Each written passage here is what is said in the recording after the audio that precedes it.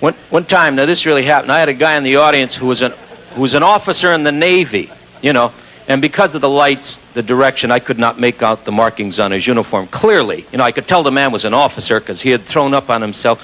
And I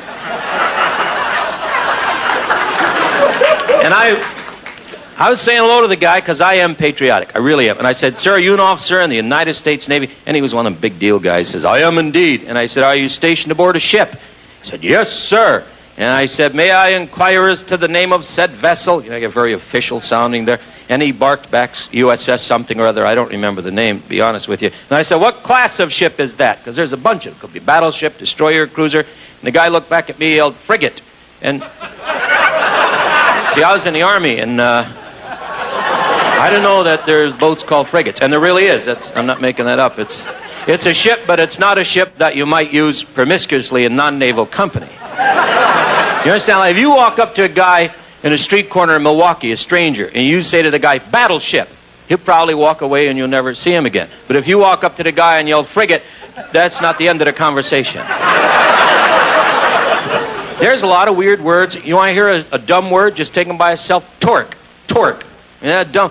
You go to a transmission shop anywhere in the country and beep your horn twice and yell, "Torque," and a little guy in a white smock will slide into your car and hum up at your transmission. See?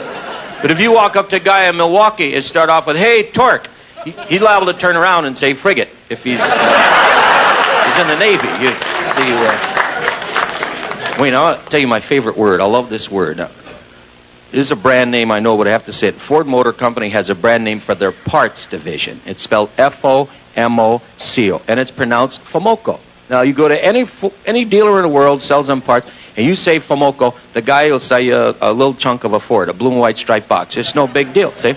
But if you walk up to an Italian guy in a street corner in Chicago and start off with, "Hey, Fomoco," well, in the morning, your car is going to start real loud. And if he's in a bad mood, he'll have to turn around and say, "Frigate, Torque."